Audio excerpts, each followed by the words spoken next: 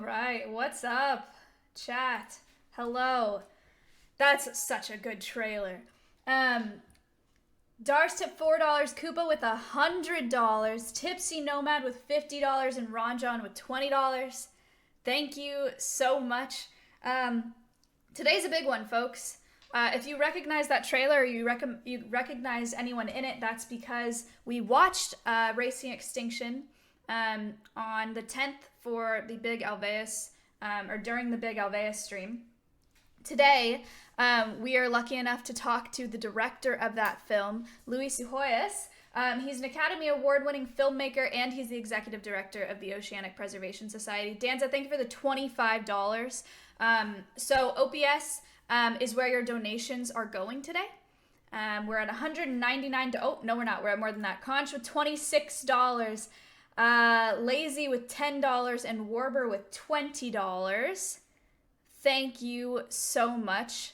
How many times did you practice that surname before stream? I'm not gonna lie to you. I wrote it down phonetically right there, and I looked at it when I said it. you caught me. Okay, nice. Anyway, so Louie is super accomplished, right? He's an Academy Award-winning filmmaker. If you guys have ever heard of The Cove, it won an Academy Award for Best Documentary Film of 2009. It also received 75 different awards around the world. In addition to that, then Louie's second film was Racing Extinction. That's the film that we watched together. And Louie has also been a photographer for National Geographic for 18 years. Choke, thank you for the sub. Thank you guys for the subs. He is recognized as one of the top still photographers in the world. Fortune magazine recognized him as one of the top 10 photographers in the world. Adam, thank you for the $20. Monkaroo, thank you for the $100. So, Louie is the CEO and the executive director of the Oceanic Preservation Society. Let me tell you guys a little bit more about that organization, because that's where your donations are going. Monka, thank you for the $100. And Lizard King with the $100 as well. Thank you. The Oceanic Preservation Society, they inspire, empower, and connect a global community using high-impact films and visual storytelling to expose the most critical issues facing our planet. Cal, thank you for the $20. It's a super passionate, creative group of people that are exposing some of the brutal truths of our world to protect the planet, in particular, to protect our oceans. So that's where your donations are going. I will have Louie tell you guys more about this organization, about where your donations are going specifically. Babyface Johnny, thank you for the $25. What's up? If you guys are new to the podcast, which I don't think many of you are, but if you're new here, welcome to the Conservation Cast. Hooray! Episode 60. Is episode 60? Yes? That's big. Yes! Nice. That's cool. All right, 60th episode here. There will be a quiz at the end of the podcast. That's kind of a new thing. Slowpoke with $123. The quiz is not new. But we didn't start with the quiz. A Zippy with the $20. Thank you. The way that the quiz works is it's based off my conversation with Louie throughout the podcast. Chuck writes those questions throughout the podcast, and then at the end, it's 5 questions. There are 20 seconds to answer each question, but you don't want to take the whole 20 seconds because you get the most points by getting the questions right and getting them right quickly. Doris, thank you for the $50. Holy cow, $723.19 already. That's insane. Thank you so much. So if you win the quiz, if you're not already subbed to my channel, I will gift you a sub to my channel. If you are already subbed, then you get gifted a sub anywhere else on Twitch, or you can ask me to donate an additional $5 to OPS today. What else do I have to tell you about? If you have a question for Louie today, this is a pretty cool opportunity for all of us, guys. This is like a really special guest. It is quite an honor to have him on this podcast.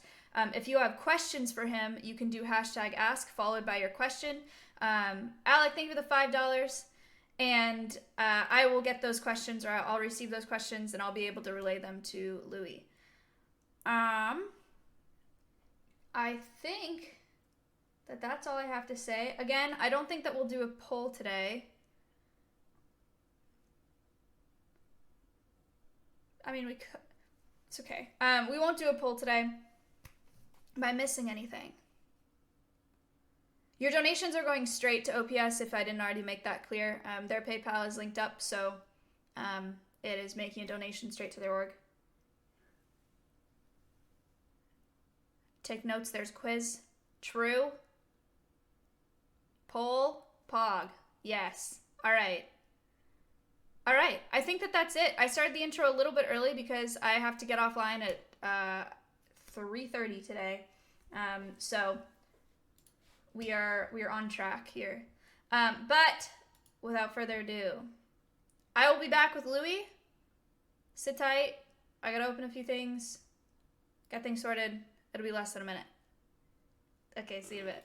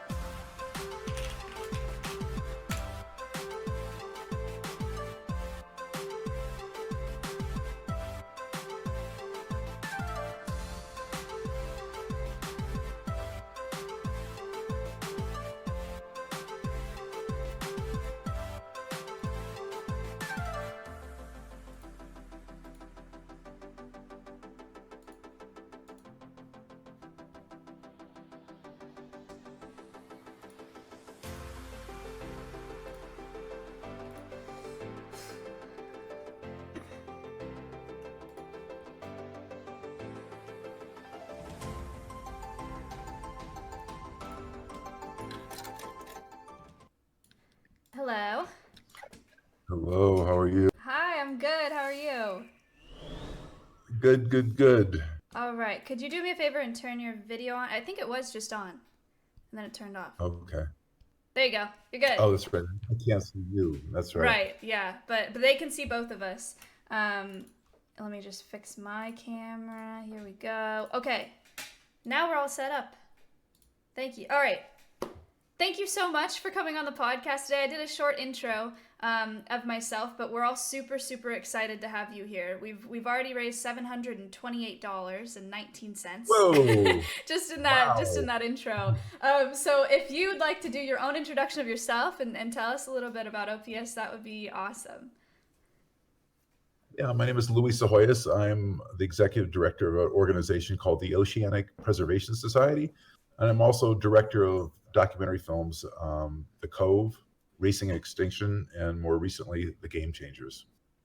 That's awesome. Can you tell us, so what, I gave an introduction at the beginning, but what does Oceanic Preservation Society do? We try to scale social change on big issues like, I'd say, animal rights, food justice, species extinction, compassion. Right now, we're doing a film with the Dalai Lama and Desmond Tutu, who are best friends. They're both Nobel laureates, and we had them in our team was in Dharamsala, India for about 4.5 days with them, talking about what it means to be human. How do you find joy in a world full of sorrow? Wow. So, films to me are the most powerful weapon that we have for social change, especially for somebody like yourself or for me, where, you can give a voice and, to your thoughts and for other species. It's a really, really powerful weapon. I call it the most powerful weapon in the world. Yeah, absolutely. They were super inspired. My community and I watched Racing Extinction, and they absolutely love that film. It's so good. We watched the trailer at the beginning of this too. But where was your inspiration for that? Can you tell us a little bit about how all that started? Sure. I was a photographer for National Geographic for about 18 years, Mhm. over the course of about 18 years. And I did 4 stories on them for the Mesozoic, the midlife of the planet, the age of dinosaurs. And I remember I was talking to Michael Novacek, the American, provost of paleontologist for the American Museum of Natural History in New York. Mhm.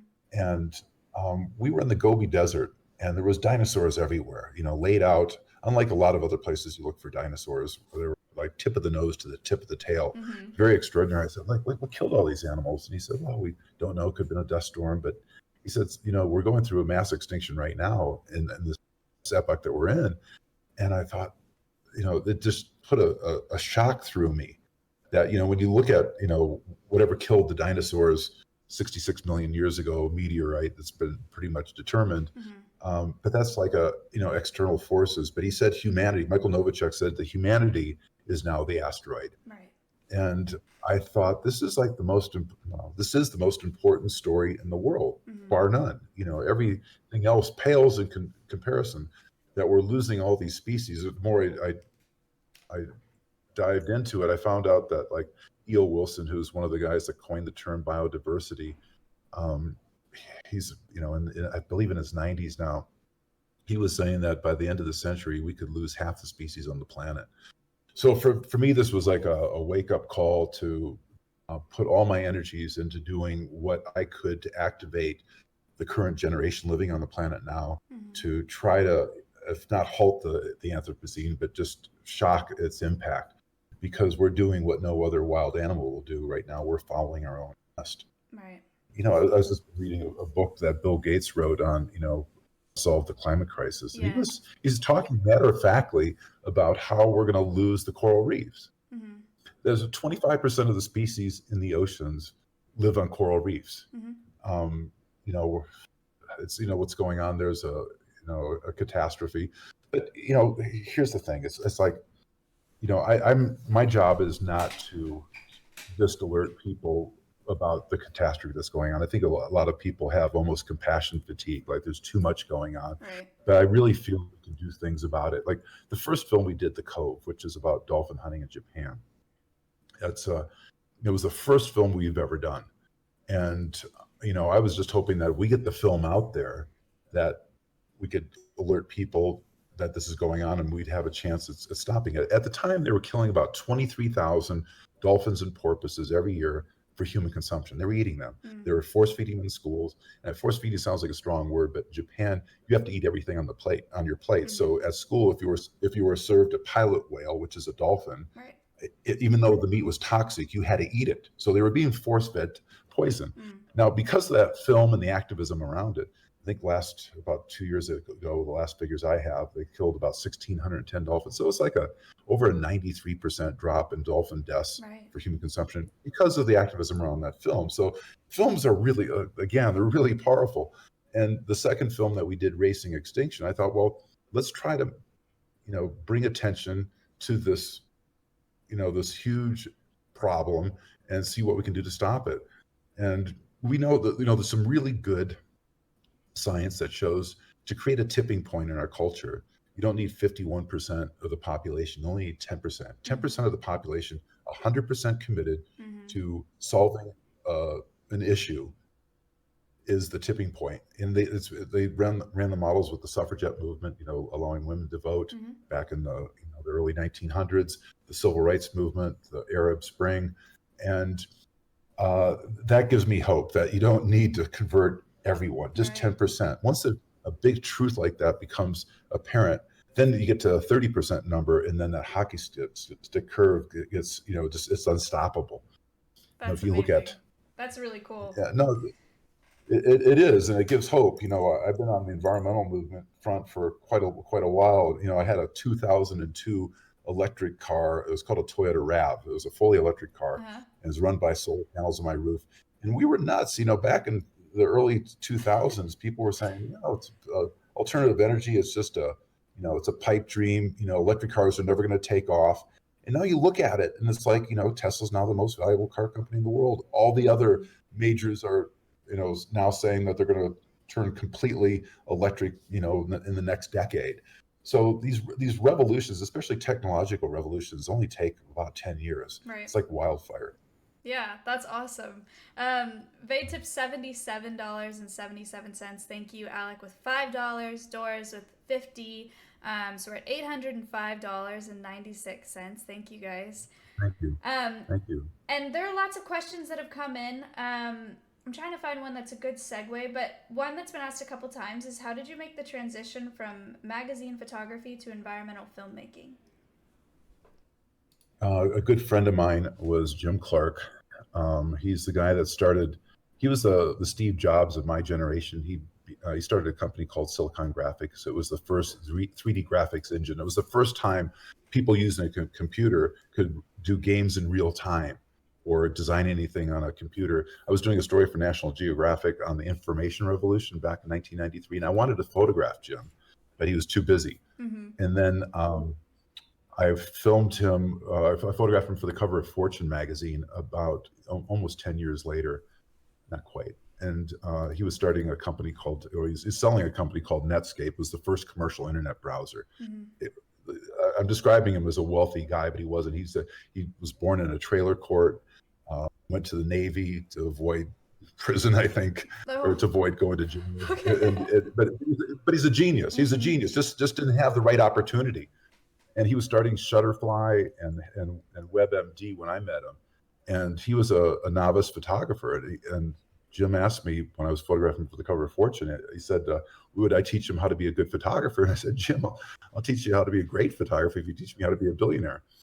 And we would go around the world and we'd take pictures underwater mainly. That was our passion, Jim and I. Uh-huh. And he would say, Louie, I want to take you to the best reef I've ever seen. We go to Papua, we fly to Papua New Guinea. We'd hop on his boat. We'd go diving. He dove on the GPS coordinates. He came back up, and he was nearly crying because the best reef in the world that he'd ever seen had disappeared. It was gone. It was in rubble. Oh, we don't know what happened. It could have been dynamite fishing. Could have been a bleaching event. We weren't there when it happened. We just saw the aftermath. And every time we went to these coral reefs, even after over several years and coming back to them again, you could see the degradation going on before your eyes. And the third time we went to the Galapagos, we came up and there were fishermen illegally fishing in a marine sanctuary. Mm. And he said, Louie, somebody should do something about this. And I said, Jim, how about you and I?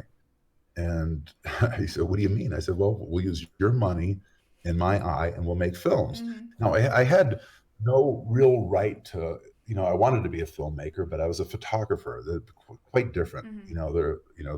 Some people say it's photography at 24 frames a second, but it's much more complicated than that. But I was excited to be, using this really powerful medium to start making films. And I was on vacation with Jim and our family down in the islands, and my son was playing on the beach with another kid, happened to be Steven Spielberg's kid. Now, Steven made Jurassic Park on Jim's computer, Silicon Graphics. That's crazy. He came over to the boat to meet Jim, and father of his son's new friend. And when I had him alone for a few seconds, I said, Mr. Spielberg, do you have any advice for a first-time filmmaker? And he said, yes, never make a movie involving boats or animals. And he said that because of Jaws, right? But I'm starting the Oceanic Preservation Society. Everything I'm doing is going to involve boats and animals. Yeah. And the first film we did was The Cove. Mm-hmm. And at The Cove, I'm going to do something for your people here. Sure, yeah, that'd be great. I'm going to give you guys a link for free to see the film. Oh. Of The Cove. Okay, if you want to link it to me in Discord, then I can give it to them. Okay, we'll do. Yeah, so the first one we did was The Cove, and The Cove became, if you haven't seen it, it's a Rolling Stone magazine said it's like a cross between the Born Identity and Flipper. Mm-hmm. It became the most winning documentary in history. It won about over 70 film awards around the world, from Sundance to the Academy Award. And I realized that that it was after that experience I thought, well, let's take on the most powerful, the most the biggest crisis I could think of, the Anthropocene, this sixth mass extinction that's happened in the history of the planet, the one that we're going through right now. And that film, what was exciting about that film, to reach that 10% number, we had to be on a big network. So we went on to Discovery, and I didn't know it at the time, but they were the biggest. I think they still are the biggest network in the world. They have access to like 2.5 billion people. They did something unprecedented. They released it almost across all their channels in the same day, and in the first 24 hours, over 36 million people had seen the film. Oh my gosh. And then, but we knew that, I don't know how many people have seen it since, probably close to 100 million, Uh-huh. but it's pretty far away from that 100 million, or that 10% of the population number that we needed. Right. So one thing, just I wanted to tell your viewers that have seen Racing Extinction, that was one of the inspirations for doing projections of endangered species on the Empire State Building. Is we thought, the film can only get you so far, but the projections will be like a beacon to the world. If you put it, the endangered creatures on one of the most iconic buildings in the world, you have a chance of reaching the media. And I remember the producers over at Discovery said, "Oh, it's going to cost too much money, Louie." I said, "Don't worry, I'll find the money. We're going to do this." I put, our own money into it, my own money into it. Because to me, it's really, really, really important. And they said, "Well, it's going to be on a Saturday night in New York in the summer. The important people are going to be over in the Hamptons, or they'll be over in Europe. The media won't be able to show up because they'll have to, the projections start at like late at night at like 9 o'clock when it starts to get dark." He said it'll be a non-event. And I remember we had 939 million media views by Thursday. We did this on Saturday night. That's amazing. And it was the top trending story on Facebook and Twitter for 4 days worldwide. And I thought, we got this, that 10% number. We can't do any better than that. And then the Pope called. Oh my gosh! What the heck? The Pope wanted us, and can I share with you this video that we did of that event? Please, yes. Yeah, while you were talking about that, I had some of those images on the Empire State Building, so they could see what you were talking about. So I can play whatever you want. Okay. Well, see, I am on. It says share a screen. Oh, sure, that works. And I don't know. Let's see. I don't know how to do it from here. It's not that obvious to me. How do I do that? I put share screen. Yeah, you click share screen, and then you click one of the applications or screens that you want to share. I'll tell you what, I'm gonna send the link on too. Discord. Then you can play it. Great. I think that might be easier. And then we had, I think there was 225,000 people in St. Peter's Square that saw it live. There was 600 media there, and we had 4.4 billion media views just in the English language. Billion. So holy cow. Billion. Yeah. So, and I want to tell you something really exciting that we're working on. Okay, so I hope. We've had lots of donations come in too. I'll just read them out really quick. Oh, my alert feed is lagging because of them. Tipsy Nomad tipped $104. Sneaky with $200. Koopa with $100. Wow. Ryder with 20. Skur with 20. Zas with 50. And then Alec with another 45. So we've crossed our 1K goal. So we're at $1,344.99. Excuse me. So thank you guys so much for those donations. That's amazing. Well, thank you. Yeah, I appreciate it. I had no idea it was going to be like this. I thought it was a podcast conference. So it's a podcast and a fundraiser. So they're able to ask questions live, and then they're also able to donate straight. Okay, I'm gonna as we're talking, and I'm not trying to be too distracted to figure out how to send that Vatican thing to you, but it's really it's pretty exciting when you see this crazy dream come alive. Because remember, these things like your sanctuary, it's an idea that's in your head, right? Mm-hmm. And I don't know about you, but sometimes I think, God, I'm just a dreamer. This is all Pollyanna. Am I crazy? Right. And then when you see it happen, it's like, oh my God, you can take an idea, you can take a feeling that you want to project to other people, and it can come across. It somehow transfers through this miracle of computers to affect people, very profoundly. That those projections we did on the Empire State Building and around the country, they led to some of the most stringent laws that we have to protect endangered species. Now we have a West Coast firewall that prevents the most endangered species from being trafficked from other parts of the world in through Western United States right now because of the projections. And by the way, because of a lot of other organizations that were working with us on that, the Humane Society was really, incredibly helpful. But on my organization, there's 5 people. There's 5 people that get paychecks. We're not a big organization. We have I think about 1.5 million people that are through Twitter, Instagram, Facebook, and newsletters. We have a pretty sizable, but it's really just a few people. Is that wonderful saying by Margaret Mead, the anthropologist, who said, "Never doubt that a few thoughtful citizens can change the world. Indeed, it's the only thing that ever has." And we find that it's time and time again, it's usually people like yourself, or people that are running these organizations. It really just starts with one person with a dream. Nothing happens but first a dream. Right. Absolutely. SJ, thank you for the 20, and Doors with 50, and Fen with $10. I appreciate that. Thank you. And thank you guys for your questions. If you have questions that you'd like me to ask sometime through the podcast, you can use the bot. So just #ask followed by your question, and I will see them. There have been a couple that have come through already. Cause, thank you for the $29.76.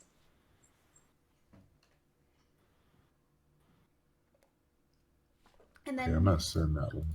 Perfect. And then next, Dexter, thank you for the $10. Amazing. And beginning with the $10. Thank you. Very cool. Have you ever done anything involving Twitch before? No. With you. This is I had to sign up because of you. Yeah, that's what I figured. I appreciate it.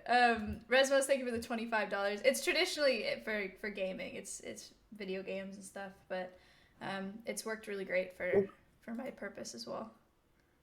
Well, this is like a video game, but we're in this case we're saving the planet. There you go. I just sent you. Oh. I just sent you a link. Can you play it from your end? Yes. That Vatican. Yes, I can. Okay, great. All right. Here we go. Do you want me to play it with audio too, or? Oh, please, yeah. Okay. And by the way, this was we did this for the Pope in 2015, right before it was the week of the COP21 in Paris, when world leaders were getting together to decide the fate of the planet by limiting carbon in the atmosphere. And Pope Francis is named after St. Francis of Assisi, the patron saint of animals. So he wanted to remind world leaders that there was more at stake than just humanity. So that's why he had us do this. Nice. Okay. Beginning, thank you for the 10. Resmos with the 25. We've gotten over our $1,500 mark, just so you know. But I will, I'm going to play this video. It's 1 minute and 10 seconds. So I'll give you the okay when it's done, because you won't be able to hear it or see it on your end. Okay. All right.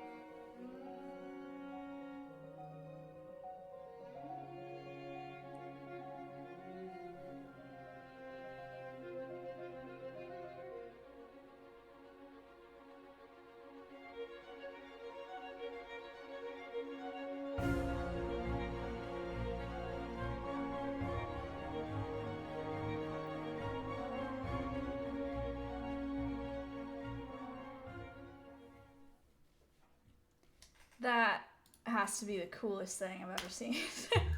That's amazing. It was pretty. Thank you. A big team assembled. I was a creative director for that, but that was mostly a lot of friends of mine that worked at National Geographic. I just pulled in a lot of favors and said, "Hey, can you help us out here?" And we're actually doing another big event. We haven't really told anybody yet. I could show you a couple pictures, but the United Nations has asked us to do another big projection of that, and this time, the UN building is. Now, I'll tell you what. Can I send you a picture? Please, yeah. You keep throwing out these names, and I'm just like, what is going on? That is so cool. Well, we're doing quite a bit. I'm really excited by what we're doing because Yes, you should it's be. I think we have a huge opportunity here Mm-hmm. to start getting to this, like I said before, these big social movements take about 10 years, Mm-hmm. right? Like when you look at, it wasn't just electric cars, even the advent of the internal combustion engine, the first car run with an engine. That transformation only took about 10 years. There's a famous picture of the Easter parade that was taken in 1900 on Broadway in New York, looking down the street. In 1900, it was like all horses Mm-hmm. except for one car. Mm-hmm.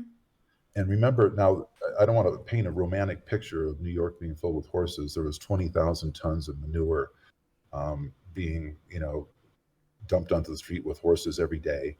60,000 gallons of urine. Sailors said that you could smell New York from 6 miles away. Jeez. A lot of disease. You drag the manure and the in the bottom of your shoes into the house, into the Mm-hmm. offices, into the schools. A lot of disease. So this wasn't a romantic period. I had a great grandmother, a great grandmother who lived in New York at that period, and she said it was just an awful period.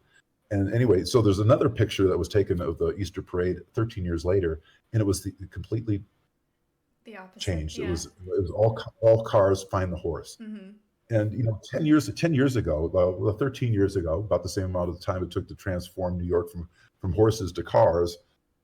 13 years ago was the first iPhone, right? We were typing the number 2 key 6 times to text a capital C. Right.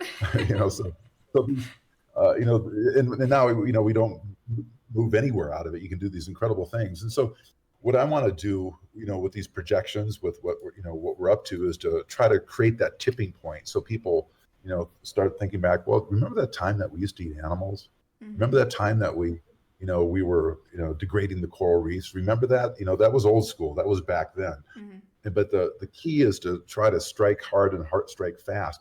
And what we try to do with these projections, because we can reach so many people, way more than a movie, way more than a magazine article, way more than a podcast. We can reach literally billions of people. Right. And now, if we can convert those people into becoming activists, even just a little bit, like we're going to do these projections on the United Nations the week before the next COP26 in Glasgow. Mm-hmm. And saving the planet and saving species is to be front and center for us. And we're going to, let me send you the link to, let's see. Villain tip $50, Joseph with 20, Mac with $10, Jude with $10. Thank you guys. Thank you, everybody. Okay, so this is just a picture of. It says upload. I guess that's, yeah. Can you see it now? You see Jane Goodall up there, 38 stories tall? Yes, I do. Holy cow. All right, let me show them. Here you go. All right, they're looking at it now. Okay. That's so cool. So we'll have we'll have Jane talking, Greta Thunberg, world leaders, and there'll be, we have that building for 3 days. It'll be like a giant billboard, proud on the East River. Mm-hmm. And the state park on the other side, we can, we have to organize that all, but you can get hundreds of thousands of people standing there, watching this. And then we'll have like QR codes so that we can engage with the audience, so that they can, become activists. That's so it's neat. very exciting. It's very exciting.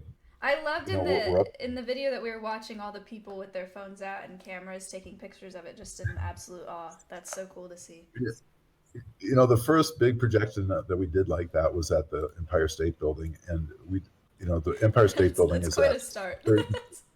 It's between 33rd and 34th Street, and we had rented a little space at a bar, on a rooftop bar overlooking that, like on my memories, like 28th Street. And the bar was filled up with friends and family, and we were kicking off the event there. And my son came to the event, and he said, Dad, there's people out in the street. And I thought he meant people on the street waiting to get into the bar because it was filled up, because there was this big event going on. Oh. And he said, no, out in the street, look on the street. And we had stopped, New York like it was the Easter parade, tens of thousands of people on the street, as people on the rooftops overlooking it. That's and amazing. I remember now we were projecting on the south side of the Empire State Building. So, and Fifth Avenue goes the opposite direction. So if you were heading south, you couldn't see the projections. But a taxi driver going down the street, he's looking at everybody looking, and so he stops in the middle of the street at a red light, and he's to look back at what everybody's looking at. And now he gets transfixed because he's seeing gigantic koala bears, 60 stories tall on top of the building. And the light changes and people behind him are honking, and they're going, and he goes like this, he gives them the finger and points. Oh my gosh, that's awesome. But it was just so exciting to take an idea that, our team had collectively and make it a global experience. And that's what we want to do with these projections, is get everybody to aware, because the most powerful force that we have in the world is other people. When we come together deciding to do something collectively, we're unstoppable, right? We're more powerful than governments, we're more powerful than companies. I think we can change the environment. Fluorocarbons is what we were using to refrigerate our freezers and coolers 20 years ago, and we got together and said, you know what, we're not going to do that anymore. We're not going to destroy the ozone. And we did that, but it takes the world leaders needing to know that there's a constituency, that they have the support. And so that's what we want to do with this activation on the UN, is create like 1 billion activists, and all of them directing their attention on this next COP and saying, climate change is important. There's a lot at stake here. The future of the world is at stake. The future of the oceans are at stake. So it's well, that's one of the things that we're up to. Well, yeah, that is brilliant. Pano tip $250. Thank you. One peer tip $10. Air with 20. Puffer with 60. Villain with 50. Joseph with 20. Mac with 10. Jude with 10. So we're now at $1,939.75. Thank you guys so much. Would you mind if I asked a couple of the questions that they have sent in? Please. Okay, great. So Max asked earlier, is it always dangerous in making these films about exposing illegal animal poaching and being undercover in the black market? Yes. Very dangerous. The crew and myself were in, great danger of dying. Let's take a look at the Cove. When you see that, it was way more scary than it looked. Not just getting hurt. The fishermen, they drink heavily before they even go out and kill the dolphins, and they all have these big knives that they carry inside of their belts. And in Japan, where this takes place, the Cove, they can hold you for 28 days before they even charge you. So we were always facing. So we were facing, and of course that would cost hundreds of thousands of dollars if our crew was caught over there. And in China as well, when we were working on Racing Extinction, we were posing as shark oil dealers. We were there to allegedly buy illegal endangered shark oil, which they were selling by the thousands of tons. So we exposed that group, and I think there were 7 illegal operations going on in this town. Because of that, we shut down 6 of them. Wow. And it's pretty horrifying. But I just want to talk about one other thing. When we were doing that film, Racing Extinction, we went to Guangzhou, where they had the first SARS outbreak. Of course, we're in the middle of the second one now. That was the first coronavirus. And you go into these markets, they were actually illegal wet markets. So because they were selling animals that they shouldn't be selling. They were selling civet cats and pangolins. Pangolins is the most trafficked. It looks like a armored anteater. Yes, we've done a pangolin podcast here, so they've seen them. Okay, yeah. So the pangolins there, and there's something in Chinese culture, and I don't want anybody to feel like I'm razzing on the just the Chinese people population, but there's something in Chinese culture called zhenbu. This idea that if you can take the attribute of that animal and eat it, you'll possess that. Ah. So the reason that you find bats in the market, which is thought to be the origin of the first coronavirus, is because bats, because they have night vision. In China, they eat them because they think that it will give them night vision or cure glaucoma. It's called zhenbu. Okay. And you think, well, that's really crazy. That's a really stupid batshit belief. But that's why the animals are there. That's why bats are there, and their feces or they're you know um, dripping fluids onto the cages of the animals below them, and it creates these cross fertilization of viruses, and that's why the first coronavirus happened. I hadn't been to Guangzhou, but that was a similar wet market, a similar situation. And you think, well, that's crazy. That's why we're wearing masks. That's why we have trillions of dollars of damage to the economy. That's why we can't see our grandmothers and mothers, and horrible, horrible things going on. But there's always these viruses going on, and it's because of our use of animals for human consumption. You look at the swine flus that killed about 1 million people just about a decade ago. Bird flus, these are all, even the common cold, the mumps, these are all animal, because we're using animals as a food supply. And one of the things that we'll be talking about on these projections is, this idea that we don't need animals to be big, strong, and healthy. We did this film called The Game Changers. It's on Netflix right now. And it refutes this idea that you need to be big, strong, and have virility. You need to eat animal products. One of the world's strongest guys by one criteria, carrying more weight further than anybody in human history, is Patrick Baboumian. He carried 1,255 pounds, 10 meters. That's like the weight of a horse. There's a line in the movie where he says, people ask me, how I could get so big, big like like an ox without eating meat. And he says, have you ever seen an ox eating?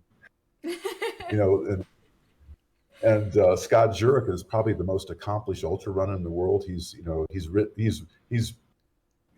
run further than any American ever in one day. He ran 165 miles in one day, and he's fueled by a plant-based diet. Right. There's all these star athletes in the world. Lewis Hamilton, the number one Formula One driver in the world. He says it's about having the right fuel in the tank, and that's really a lot of physical work. Not that I've ever done it. But he says driving a Formula One car, when you go 5 Gs around a corner, that's 5 times your own body weight that's being thrown to the side, and you have to, maneuver this for hours at a time. He's completely plant-based. You look at Tom Brady, one of the old quarterbacks in the league, and I don't know how many championships he's had now, but he's primarily plant-based. I didn't know that. I mean, the list goes on. Yeah, the list goes on. A lot of one of the number one. Dojovic, the number one tennis player, it was until recently. There's a lot of great plant-based athletes because there's less inflammation. If you go to those, there's 5 known blue zones in the world. These are places where people live the longest without chronic disease. Now, I don't know. I imagine that the age of the people on this podcast are probably about your age, in their 20s. And when you're in your 20s, you have this whole world ahead of you. You think you're going to live forever. And maybe they'll find a cure for aging. But the fact is that, you don't want to end up like your parents, your grandparents, taking a lot of pills or having these chronic diseases. But there's these 5 known blue zones in the world. These are places where people live the longest, on average 10 to 12 years longer than the rest of us, without chronic disease. And they do it because 95% of their calories come from the whole foods plant-based diet. I don't mean whole foods like the grocery store. I mean whole foods just without being processed, the food. And I'm in my early 60s now, and I'm pretty healthy, and I want to stay that way, and I want to live as long as I can without having the same diseases my mom had. Right. And if you look at this, I went to Loma Linda. It's the only American blue zone, and it's a town about 70 miles east of LA. And if you go to the grocery store there, the biggest grocery store, they don't have like a Whole Foods, but they have the Loma Linda market. they don't even sell meat. Mhm. There's milk, but it's it's on the lower part of the case, and that's because half the town is Seventh-day Adventists. I'm not religious myself in that kind of a way, but the Seventh-day Adventists take, you know, when God was supposed to say through Genesis, "Let the fruit of thy trees be thy meat," they take it literally, and because of this, they live longer. And it's other things besides diet. There's a great sense of community. There's a lot of great science that shows if you're in service to the community, probably like you are, Maya. And I'm not just saying that. It's like when you're doing something that makes you feel good, when you're doing something that you're passionate about, you're compassionate about, and whether it's the animals that you're going to be taking care of, or doing a job that where you're in service to other people and you're really truly more concerned with the other person than yourself, there's science that shows that it physically changes your body. It extends the telomeres. Telomeres are the ends of your DNA that they get shorter when you get older. It's almost they've always been likened to the telomeres are likened to the plastic end caps on your shoelaces. Little As they aglets, get to like. fray and lower, that as the telomeres get lower, your life gets shorter. Mhm. And it shows that when you're doing what you love, when you're eating a whole foods plant-based diet, when you're in service to something bigger than you, your telomeres actually grow, they get longer. So, I mean, Very there's cool. there's wonderful evidence. Take a look at it. Elizabeth Blackburn, she won the Nobel Peace Prize for her work with telomerase. That's the enzymes on the ends of the DNA. Mhm. So there's a lot of great reasons that we should be coming together to show our love and compassion, to think of not just ourselves, but to think of things big around you. It makes you feel better. It makes you live longer. You have more friends. You have more. It makes you want to wake up in the morning because you're alive. You're doing what you love to do. We're doing a film right now, or just finishing up. This, in fact, after I get done with this, I have to look at the last final cut. Oh, It's wow. with the Dalai Lama. It's with the Dalai Lama and Desmond Tutu, best friends. They're Nobel Peace Prize winners. But they talk about what it means to be living with, how to be human, Mhm. how to find joy in a world of sorrow.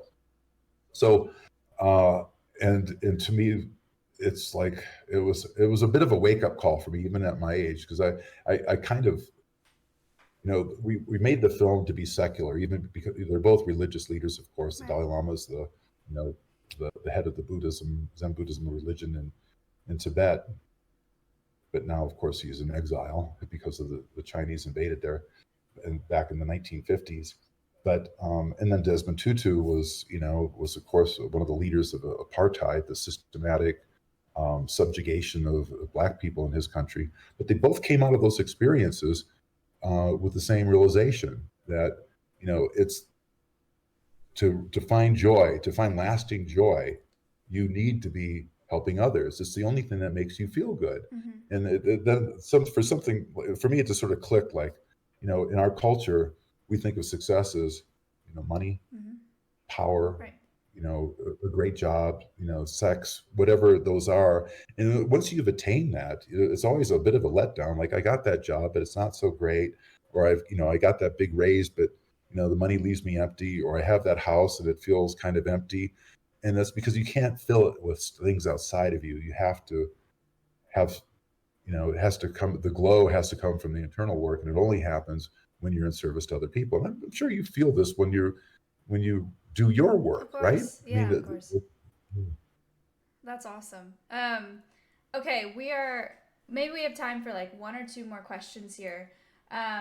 Sif asked, and I think this is a super, super important question, said, what advice would you give the average person to help with preservation or conservation? mm, well, I'd say find out what take what you're good at and see if there's a way uh, to apply it to helping what you're passionate about. Mm-hmm. The first thing is be passionate about what you're pursuing, because if you do that, you'll never have to work again, right? Mm-hmm. Because your life will be transformed from you know watching the clock to not having enough hours in the day. Right. But yeah, I hope that helps. Yeah, that's wonderful. I love that advice. That reminds me of there was this Are you familiar with the Diane Fossey Gorilla Fund? Sure. Yeah, um, they just got a lot of attention on this subreddit, the Wall Street Bets. Is it r/Wall Street Bets chat? I don't remember. But their mascot kind of is this gorilla, so they started adopting gorillas through that. And then one of the members of my production team designed a shirt for them, and they've raised like $400,000 in a few days or something like that. Is it over 4K at this point, or 400K? It's absolutely incredible.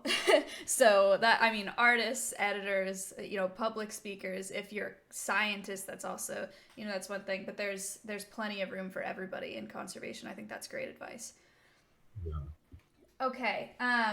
Wonderful. Let me find, that's usually the last question that I ask because I really like how it like closes up the whole thing. There's about 2,400 people watching. I think you've successfully inspired every single one.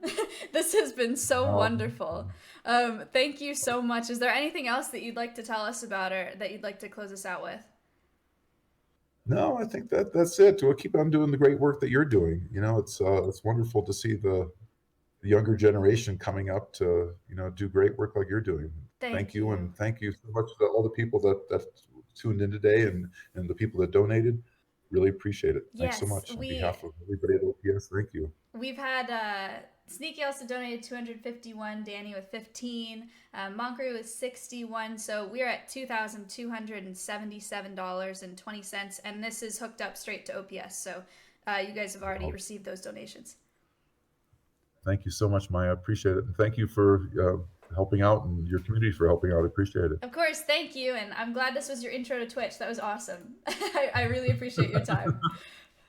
Thanks. All right. Good luck with all of your projects. Thank you. All right. Cheers. Bye. Oh my gosh. I feel that was insane. What the heck? That was crazy. I cannot believe the names he was just, the things he was just throwing out, like, and we're doing this. What do you mean that you're doing that? That's insane. That was so cool. I, like, don't know what to say. And what a fantastic speaker, too. I mean, he lit a fire in me just in the past hour, a fire that I already have, just that all the stuff that they're doing is absolutely incredible. Chateau, thank you for the $25. That was fantastic. We are so lucky that we were able to have Louie on today. We're going to get into the quiz. I know I closed it up like a couple minutes early because I started a couple minutes early because I have to get offline sooner today because I'm signing papers today for the property. Let's see if we have a quiz written up. Yes, we do. Chuck, you're insane. Things are moving, chat. Also, while I am setting up the quiz, we have a very important announcement. It's Danny's birthday. Happy birthday, Danny! Yay! Everybody say happy birthday. Danny has been on the Conservation Cast team, gosh, I don't know how long. And he's my post-production manager, both for my channel and for Alveus, or my editor, in simpler words. And he is incredible. Everybody loves Danny. Everybody knows Danny. I don't need to give him a speech. Self-explanatory. All right. Quiz kit. Choose game mode. Points. All right. The way the quiz works. Based off of my conversation today with Louie, 5 questions, 20 seconds per question. I will read the questions aloud to you before they get to you. Make sure you click enable access. If you don't see your name right away, that is a-okay, because it'll pop up hopefully at the end. The quiz kit is a little bit scuffed sometimes, but hopefully it'll work fine. Okay. No, audition is after this. That's also why I have to like run out of here and then get to that. Also, I really messed up because I thought that it was like an interview and it's actually a whole read, like a script read. And so I spent all day yesterday, like I've never memorized lines before ever. So That was my bad. I don't know why I didn't think of it like that. It was pretty dumb. Anyway, all right. Is it showing up? Are we ready? I think we're ready. Your quizzes. Chat, are you ready for the quiz? If you win the quiz, if you're not already subbed to my channel, you get a gifted sub to my channel. If you are already subbed, I will gift you a sub to a channel of your choice on Twitch, or you can ask me to do an additional $5 today to OPS. The first question, it's sending you the rules right now. The first question is, how long was Louie a photographer for National Geographic?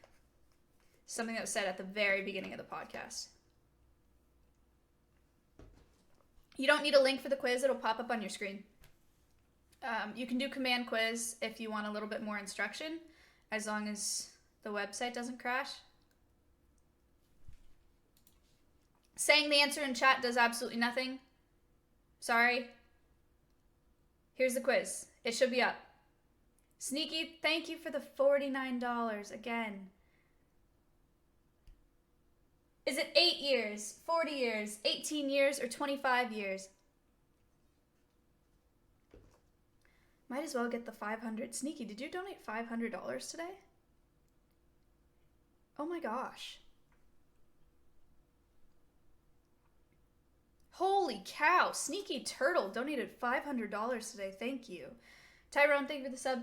All right, the correct answer is 18 years as a photographer for National Geographic. That is insane. That is insane.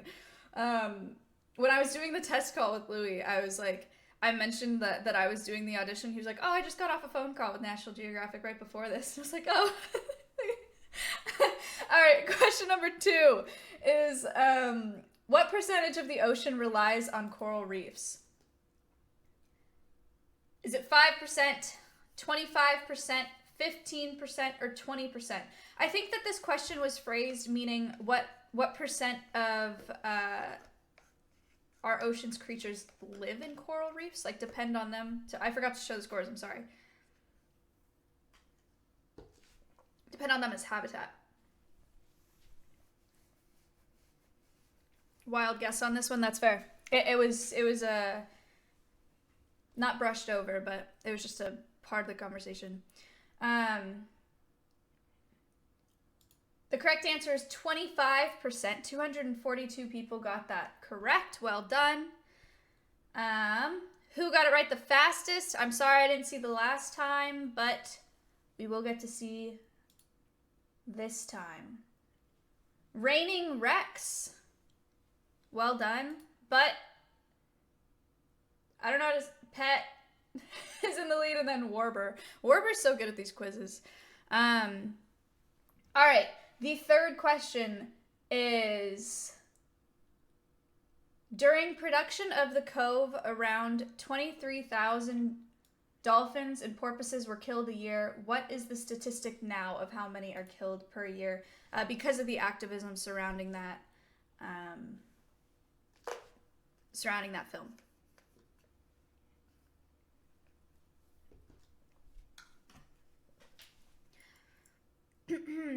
Is it 26,000, 10,000, 1,600, or 20,000?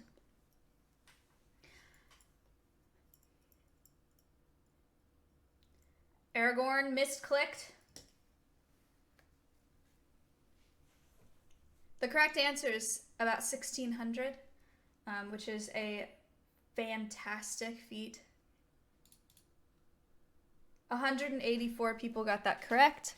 Well done. From 23,000 to 1,600. Thanks, Riz. What up?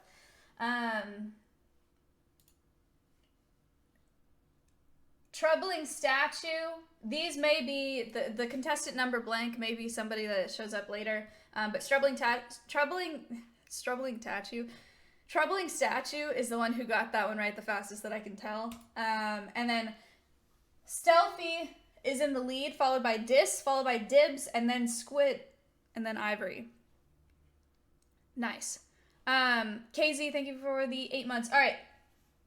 Next question. We got 2 more questions here.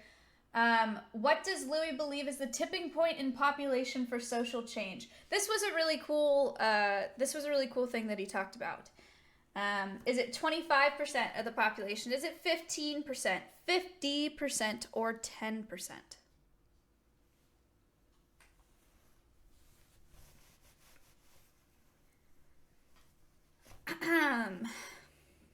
The correct answer, the one that Louie talked about on the podcast today, is 10% of that population being 100% committed, was the way that he phrased it, I think.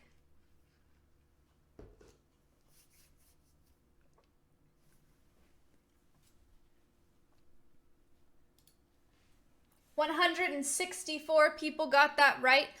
Well done. But who got it right the fastest?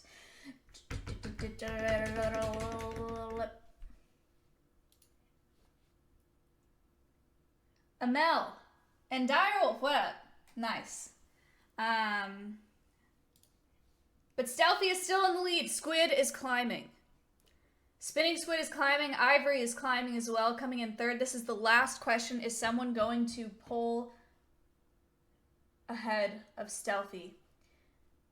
How long do social movements take according to Louie? All right, this is again like just based on our conversation. He mentioned it in our conversation.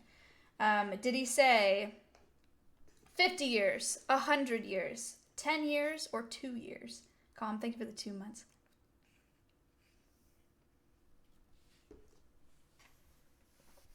You have 5 seconds to answer this question.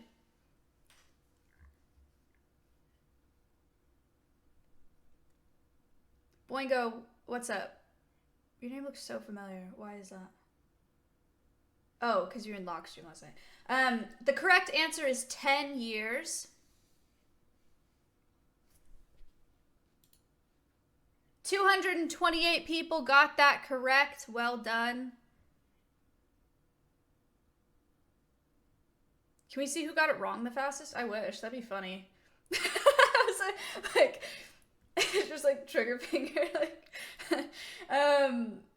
Ivory. All right. And then Troubling Statue in second. This in fourth. Stealthy went down to 5th place. Bernardo in 6th. Derek, oh, thank you for the $10. You can still watch the VOD. Put your place in chat if you're proud of it. If you're not, don't. Deeb Razor got 135th place and he is proud of it and he put it in chat. Tipsy Nomad with $148.80. Thank you so much. All right. Ivory, what do you want? Add 5. You got it. All right.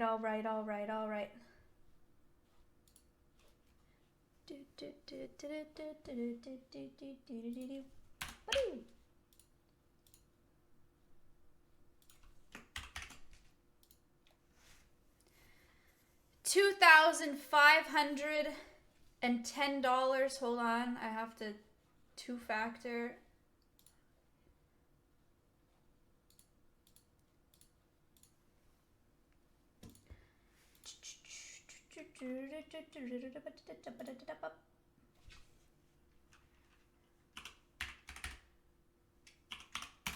Leaked code. You can hear it in the keys.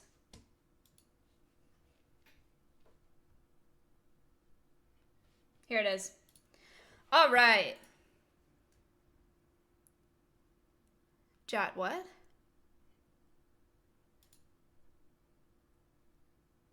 Jot, I don't understand your question. Oh, yeah, because I haven't opened my Instagram DMs in months, at least weeks.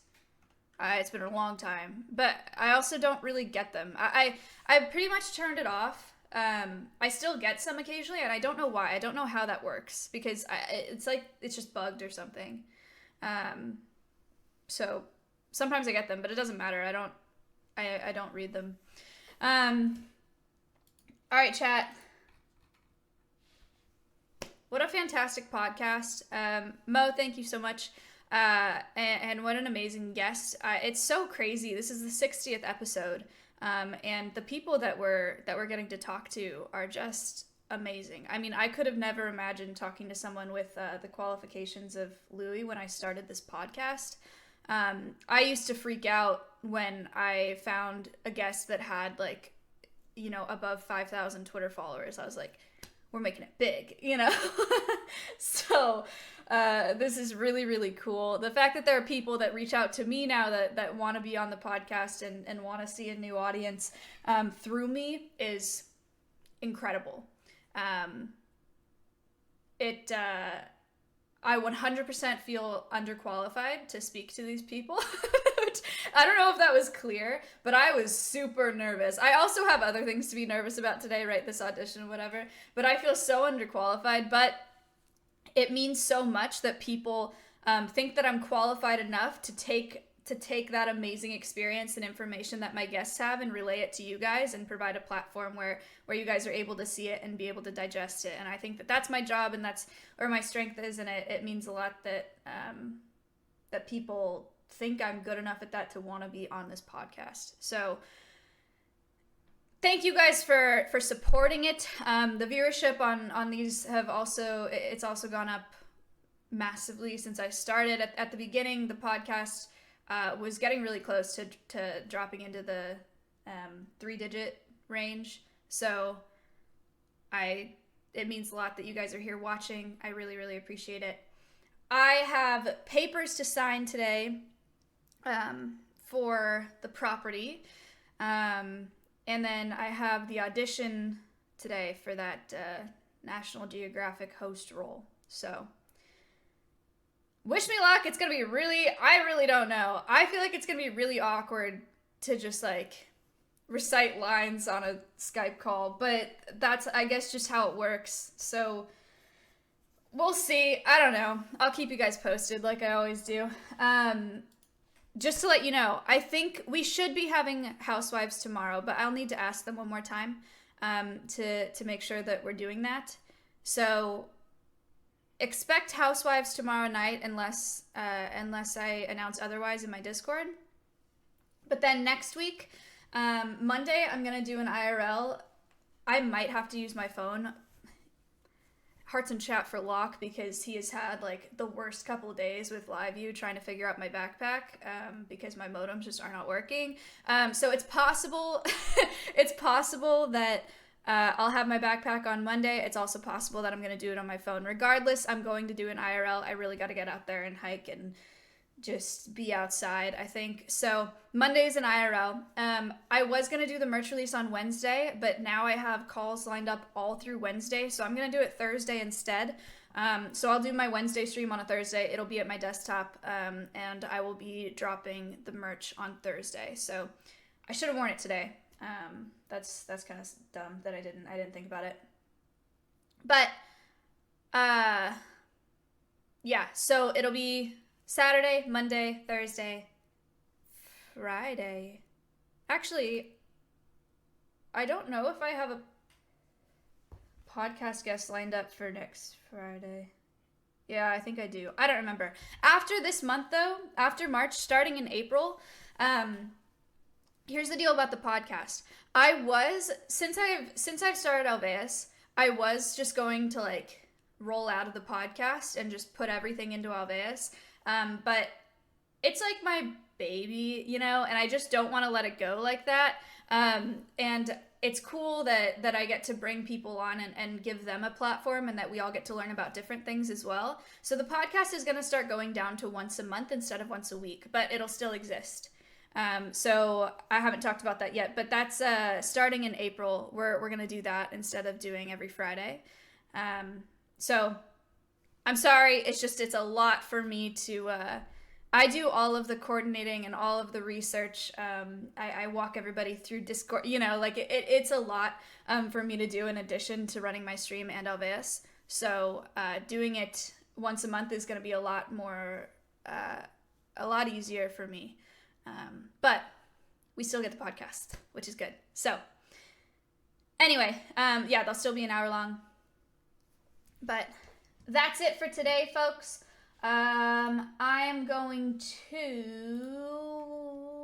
raid.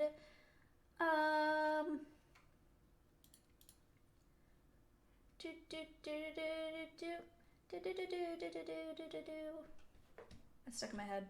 I'm gonna raid Caseytron.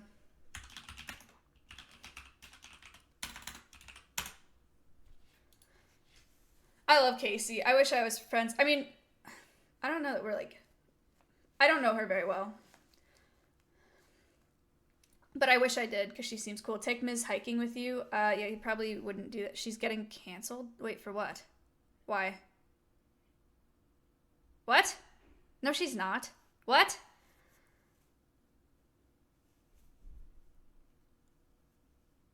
She was trending on Twitter? Oh. Okay, well, I haven't seen... I don't know.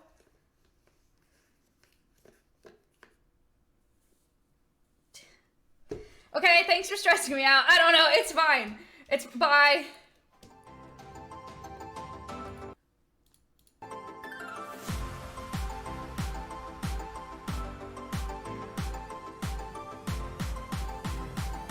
Twitch is on a tap reservoir for doing good.